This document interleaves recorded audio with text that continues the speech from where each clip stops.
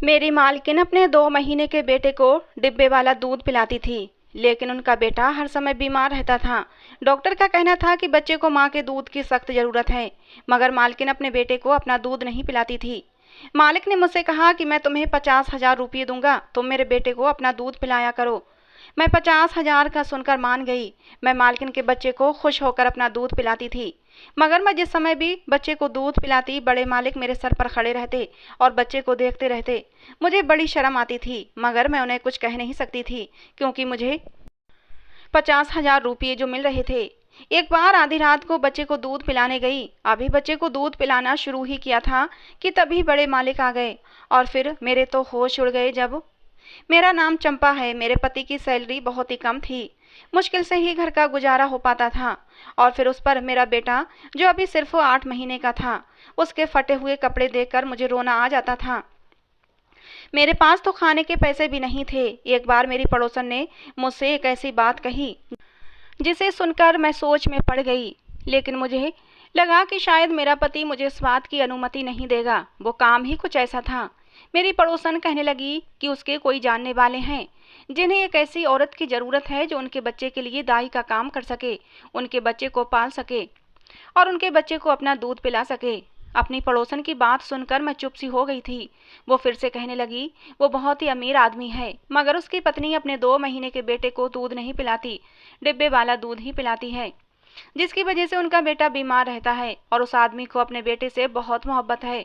अगर तुम उसके बेटे को अपना दूध पिलाओगी तो उसका बेटा सेहतमंद हो जाएगा, और फिर अपने बेटे की खातिर वो तुम्हें बहुत अच्छी कीमत देगा। मैंने कहा कि मेरा पति शायद मुझे इस बात की अनुमति ना दे। मेरी पड़ोसन कहने लगी, एक बार तुम पहले मेरे साथ चलो और उनसे पूछो कि वो तुम्हें इस काम की क्या कीमत देंगे। अगर वो पैसे ठीक ठाक हुए तो जाहिर सी बात है तुम्हारा पति इनकार नहीं कर सकेगा, क्योंकि तुम्हें भी तो पैसों की ज़रूरत है।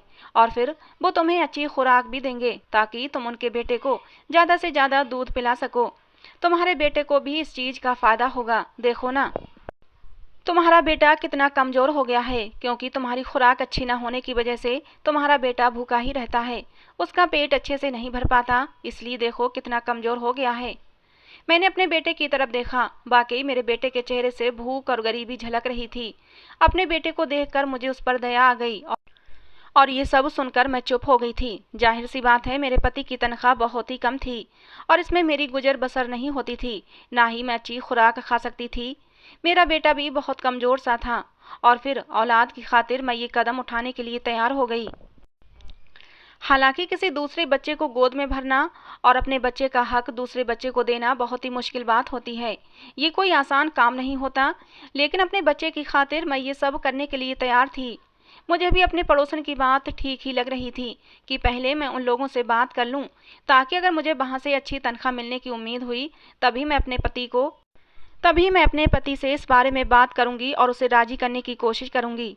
अगले दिन मैं अपने बच्चे को गोद में लेकर पड़ोसन के साथ उस बड़े से बंगले में पहुंच गई थी। वो सच में बहुत ही अमीर लोग थे। जब मैं अंदर गई तो उस घर की मालकिन टांग पर टांग रखे सोफे पर बैठी हुई थी और अपने नाखून नेल पॉलिश से सजा रही थी। बच्चा जोर जोर से रो रहा था और एक कम उम्र नौकरानी की गोद में था जो उसे फीडर पिला रही थी, लेकिन बच्चा दूध नहीं पी रहा था। मालकिन ने मुझे सर से पांव तक बड़े गौर से देखा और उसके चेहरे पर नागवारी सी छा गई थी, और फिर उसी नौकरानी से बात करने लगी जो बच्चे को फीडर करा रही थी। कहने लगी, ना जाने तुम्हारे मालिक के दिमाग में कौन सा भूसा भरा हुआ है। आजकल सभी लोग बच्चों को डिब्बे वाला दूध ही पिलाते हैं और बच्चे इसी दूध से पल भी जाते हैं, लेकिन नहीं, इस आदमी को तो बस अपनी ही बात पूरी करना होती है। खैर, ये सब मेरी समस्या नहीं है। तुम्हारा मालिक अभी कमरे में है, बाहर आते हैं तो इससे बात करा देना। ये कहकर वो उठकर चली गई थी और ड्राइवर को आवाज़ देने लगी, क्योंकि उसे शॉपिंग के लिए जाना था, इसलिए ड्राइवर से कह रही थी कि गाड़ी बाहर निकालो। मैं तो उस औरत को देखकर हैरान ही रह गई थी। आखिर कैसी माँ थी। उसे औरत को देखने से पहले तक तो मैं यही सोच रही थी, शायद कोई बीमार औरत होगी जो कि मजबूरी की हालत में अपने बच्चे को अपना दूध नहीं पिला रही है, बच्चे को उसका हक नहीं दे पा रही है।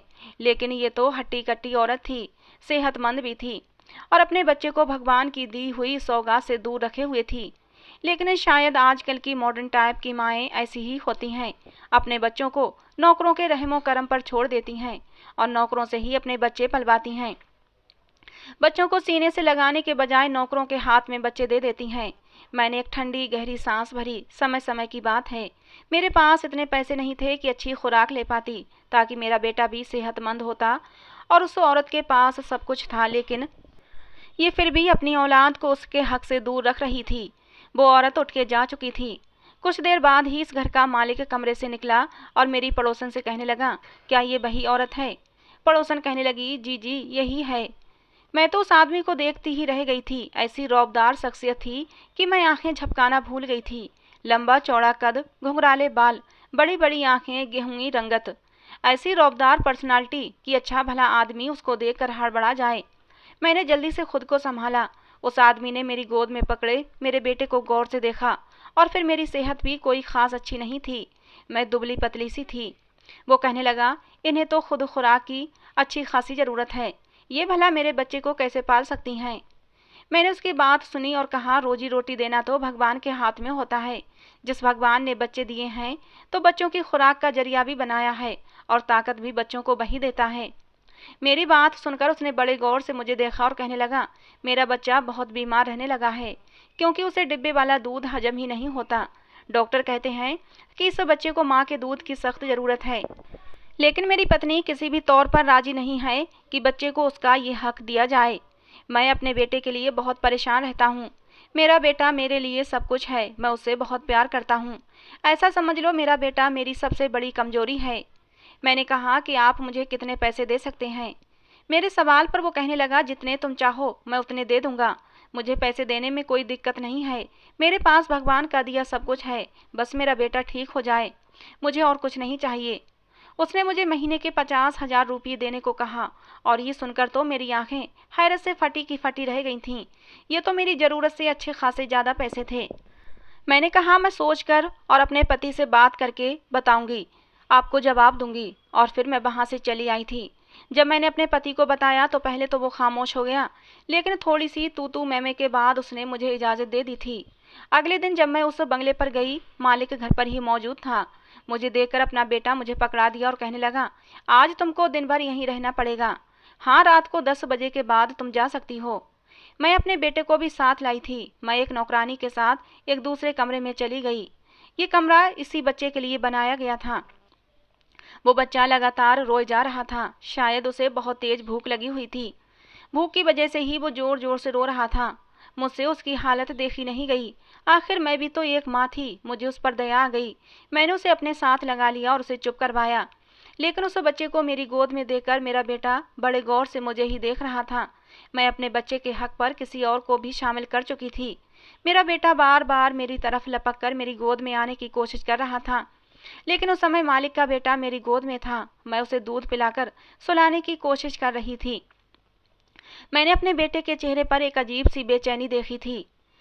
कुछ ही देर में मालिक का बेटा सो चुका था। दूध पीने के बाद उसके पेट में जो भूख की आग लगी हुई थी वो शांत हो गई थी, और वो आग शांत होते ही मालिक का बेटा आराम से सो चुका था। लेकिन मेरा बेटा जब भी मेरी तरफ लपकता, मैं मजबूरन उसे खुद से पीछे हटाने की कोशिश करती। मुझे लग रहा था कि जैसे अभी मेरा बेटा रो देगा। इसीलिए मैंने मालिक के बच्चे के खिलौने अपने बेटे के चारों तरफ फैला दिए। फिर मेरा बेटा उन खिलौनों से बहल गया था।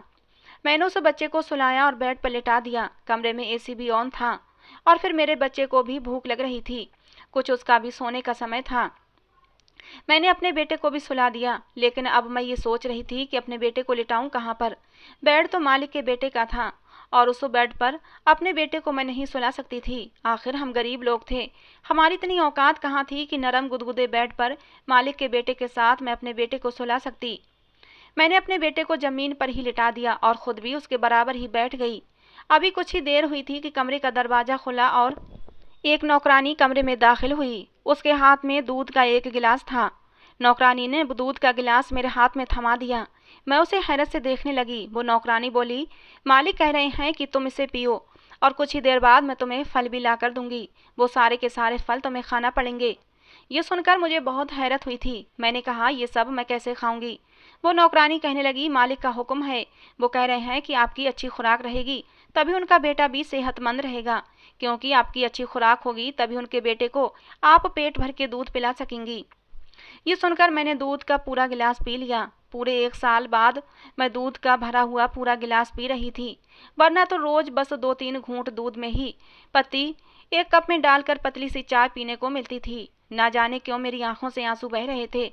समय भी इंसान को कैसे कैसे मोड़ दिखाता है।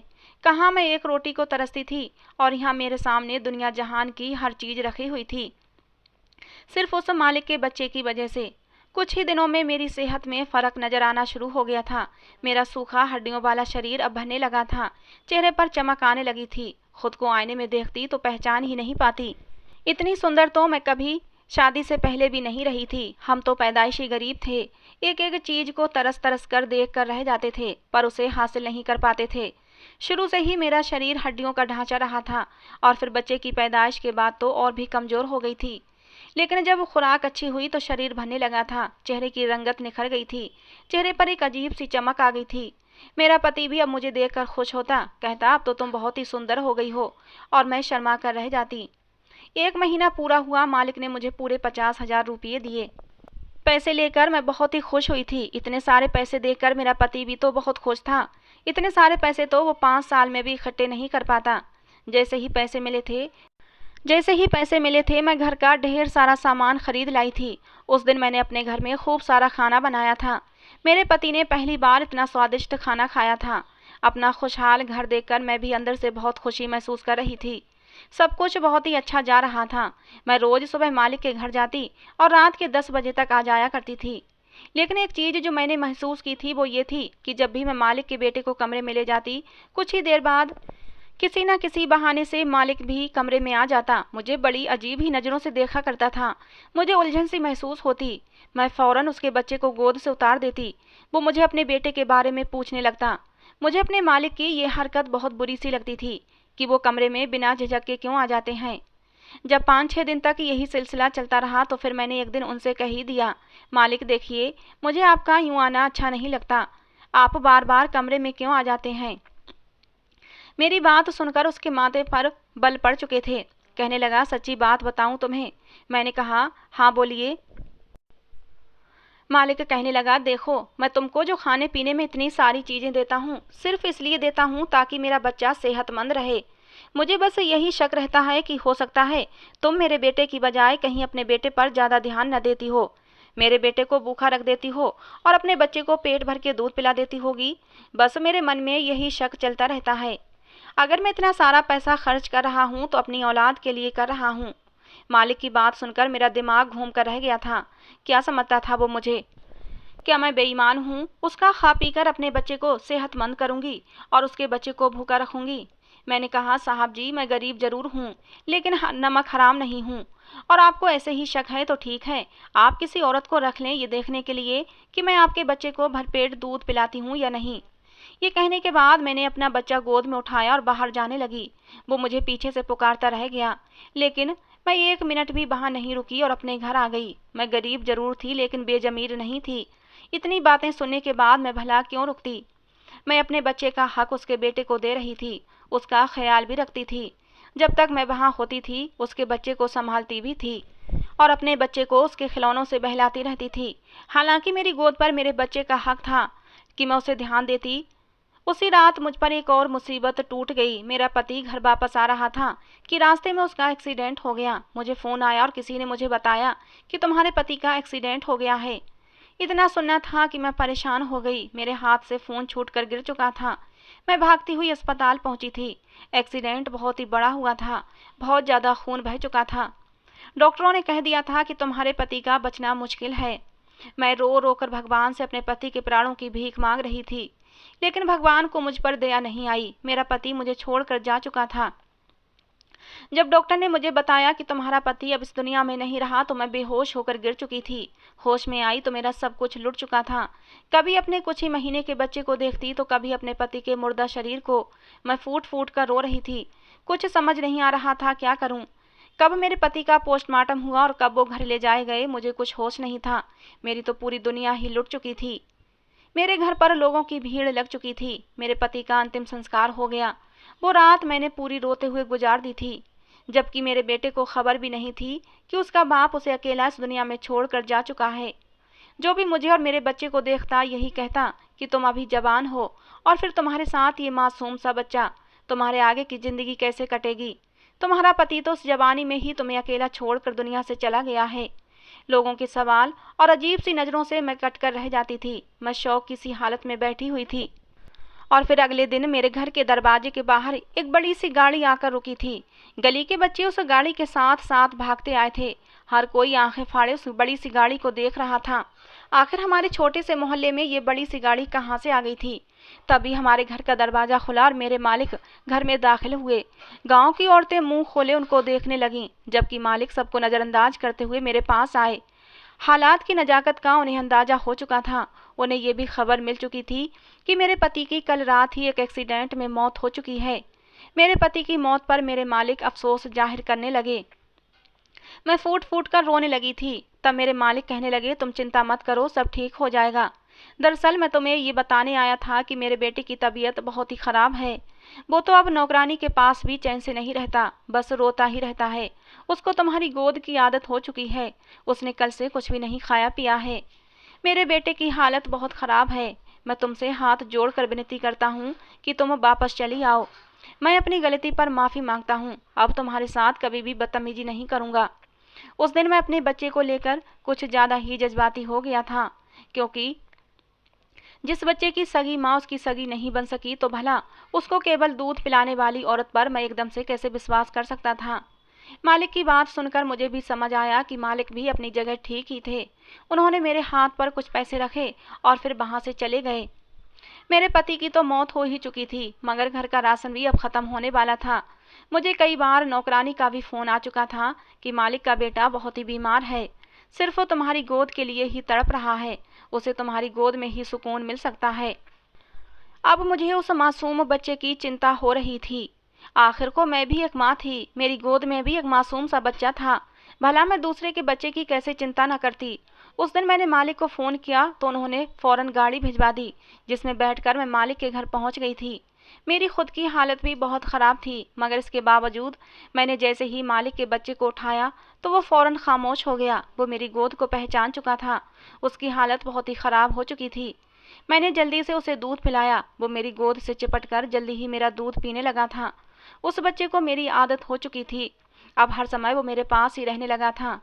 ये देखकर मालिक भी बहुत खुश हुए और फिर एक दिन मेरे पास आकर कहने लगे, तुम अगर सही समझो तो यहीं रह लो, मैं तुम्हारे लिए क्वार्टर खाली करवा देता हूँ। वैसे भी तुम्हारे लिए अब इस दुनिया में तुम्हारा कोई नहीं रहा। रात को अकेली घर जाती हो और सुबह वापस आ जाती हो, तो इससे तो यही अच्छा है कि अकेले रहने से तुम यहीं रह लिया करो। मालिक की बात मुझे ठीक लगी थी। आखिर अब उस घर में मेरा था ही कौन। रोज रात को यहाँ से जाना, सुबह ही भागम भाग आना मेरे लिए बहुत ही मुश्किल होती थी। और फिर मैंने मालिक की बात मान ली। अब तो मालिक का व्यवहार मेरे बेटे के साथ भी बहुत अच्छा था। वो मेरे बेटे का भी बहुत ख्याल रखते थे।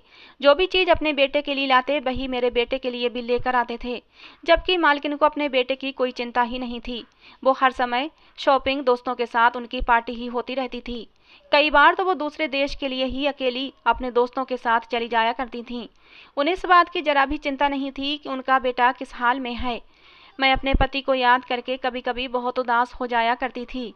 मेरा बेटा भी अपने पापा को याद करके रोता रहता था। अब तो अक्सर बीमार भी रहने लगा था। एक दिन मालिक के बेटे की तबीयत अचानक ही बहुत ख़राब हो गई। उसे बहुत तेज बुखार था। बच्चे को दवा देने के बाद मैं क्वार्टर में जाने लगी तो मालिक बोले, आज तुम यहीं रुक जाओ, मेरे बेटे के कमरे में ही सो जाना। आज इसे बहुत तेज बुखार है और सिर्फ ये तुम्हारे पास ही सुकून से सो सकेगा। मजबूरन मुझे वहीं पर रुकना पड़ा। आधी रात को मालिक का बेटा बुखार तेज होने की वजह से जाग गया था। मैंने उसके सर पर ठंडे पानी की पट्टी रखी और उसे दवा खिलाई। कुछ ही देर में उसका बुखार हल्का हो गया था। अब उसे भूख भी लग रही थी। मैं उसे दूध पिलाने लगी, मगर तभी मालिक कमरे में चले आए। मैं अपने ही ध्यान में बैठी हुई थी, लेकिन तभी कदमों की आहट सुनी तो बौखलाकर मालिक के बेटे को खुद से दूर करने लगी। वो सो चुका था।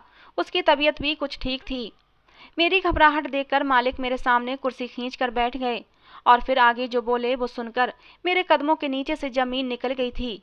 मालिक कहने लगे, देखो, मैं जो कहने जा रहा हूँ वो ध्यान से सुनो। मैं एक ऐसी लड़की से शादी करना चाहता था जो न सिर्फ दुनियादारी संभाले बल्कि घरदारी और मेरी होने वाली औलाद को भी संभाल सके, उसकी अच्छी परवरिश कर सके। जबकि मैंने जिस औरत से शादी की है उसमें ऐसी कोई भी बात मौजूद नहीं है। इसलिए मैं चाहता हूँ कि जैसे ही मेरे बेटे की तबीयत थोड़ी ठीक हो जाए तुम मुझसे शादी कर लो।